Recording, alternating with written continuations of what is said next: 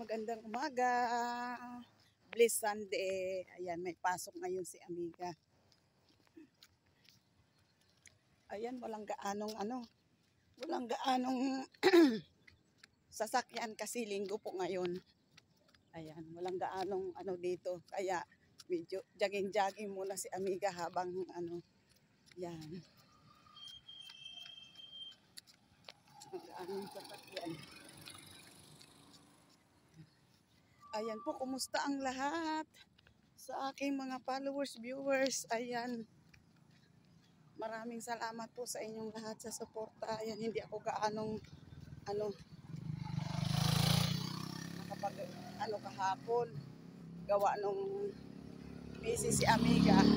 Hindi ako gaanong nakapag sa aking sa FB gawa nung nag-orientation kami kahapon sa school ng aking anak. Ayan po, umpisa na naman po ang pasukan. Kailangan na naman po natin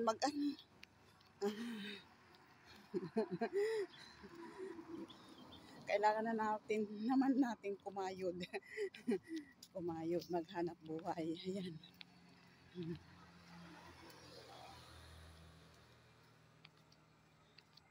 Umpisa na naman po ang pasukan. Umpisa na naman yung ating tinatabi na maano sa pambaon araw-araw. Yan. Pero di bale, basta mag-aral lang na mabuti ang ating mga anak. Ayan, mag-aral lang para lalo na sa akin, grade 10 at saka grade 9. Ayan.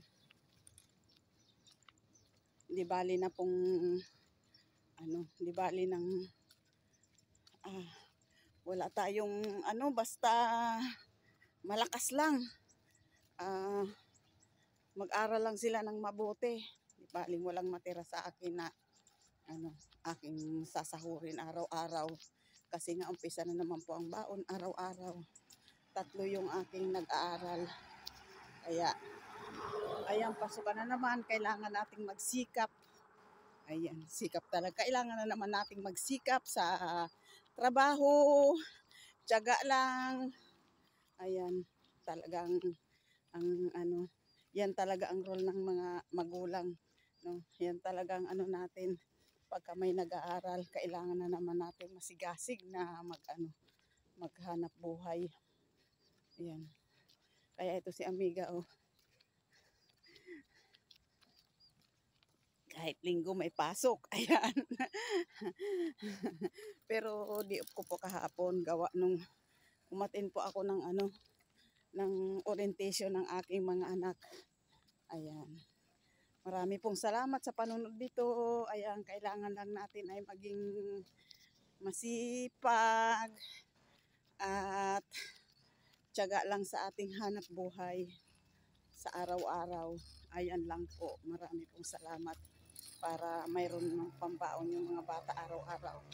Ayan. Samahan na lang ng jogging. Ayan po, maraming salamat po sa inyong lahat. Salamat po sa panonood nito.